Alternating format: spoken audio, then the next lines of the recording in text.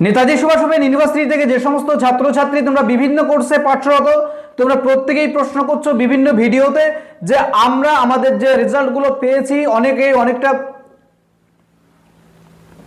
Netaji Subhas open university থেকে যে সমস্ত ছাত্রছাত্রী তোমরা বিভিন্ন কোর্সে পাঠরত, তোমরা অনেকেই আমাদেরকে প্রশ্ন করছো হোয়াটসঅ্যাপে বা কমেন্ট বক্সে যে আমরা যে সমস্ত সাবজেক্টে পরীক্ষা দিয়েছিলাম আমাদের একটা বা দুটো পেপারে এনসি এসেছে, তো সেক্ষেত্রে এই সমস্ত পেপারগুলো অর্থাৎ ফেল পেপারগুলো আমরা কিভাবে নাম্বার ট্রান্সফার করে পাস পেপারে কনভার্ট করব, অর্থাৎ আমাদের নট ক্লিয়ার পেপারগুলোকে কিভাবে আমরা ক্লিয়ার পেপারে ট্রান্সফার করব।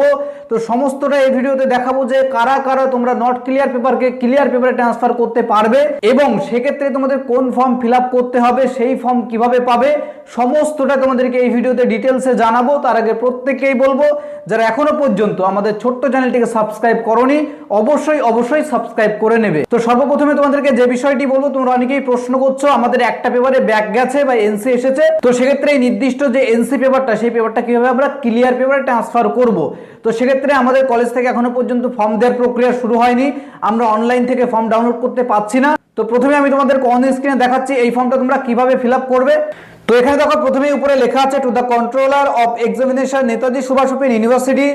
এরপরে যেটা লেখা আছে এই ফর্মটা তোমাদের পূরণ করতে হবে। প্রথমে দেখো লেখা আছে আই, তারপরে কিন্তু এখানে তোমাদের প্রত্যেকেরই নাম লিখতে হবে, অর্থাৎ তোমাদের যে মার্কশিটের যে নাম আছে বা তোমাদের যে এনরোলমেন্ট সার্টিফিকেটের যে নামের স্পেলিংটা আছে সেটা এখানে লিখতে হবে। এরপরে কিন্তু তোমাদের এনরোলমেন্ট নাম্বারটা লিখতে হবে, অর্থাৎ প্রত্যেকেই নিজেদের এনরোলমেন্ট নাম্বারটা এখানে লিখবে। তো এরপরে যে গুরুত্বপূর্ণ বিষয়টা লেখা আছে ভালো করে প্রত্যেকেই বুঝে নাও। এখান থেকে লেখা আছে appeared in all subject paper of said course of study but could not pass in only one subject paper, অর্থাৎ এখানে তোমরা কোন পেপারটি ফেল করেছো বা কোন পেপারে এনসি এসেছে সেই পেপারটা কিন্তু এখানে লিখতে হবে। কারো পেপার 5, কারো পেপার 6 বা 7, 8 যে পেপারটা তোমাদের ফেল থাকবে এনসি থাকবে সেই পেপারটা এখানে মেনশন করতে হবে, লিখতে হবে। এরপর দেখো লেখা আছে I shall be grateful if you kindly transfer the shortage marks from.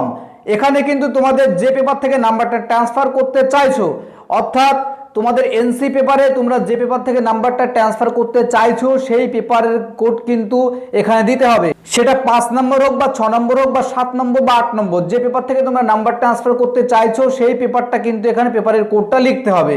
এরপরে দেখো সিগনেচার অফ দ্য ক্যান্ডিডেট, অর্থাৎ তোমাদের সাইন করতে হবে এখানে এবং তারপরে কিন্তু তোমাদের ফোন নাম্বার দিতে হবে। তো এটুকুই করলে কিন্তু তোমাদের ফর্ম ফিল আপ প্রক্রিয়া কমপ্লিট হয়ে যাবে।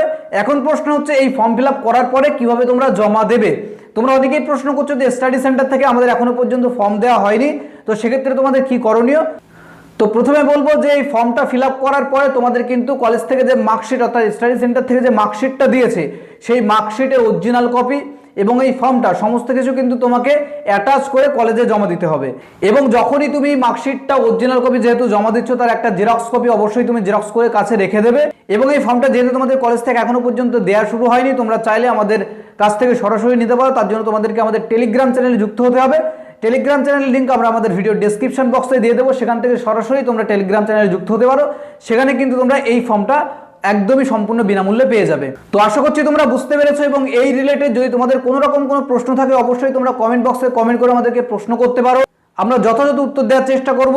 তো আজকের ভিডিও এ পর্যন্তই, দেখা হবে পরবর্তী একটি গুরুত্বপূর্ণ আপডেটের সাথে।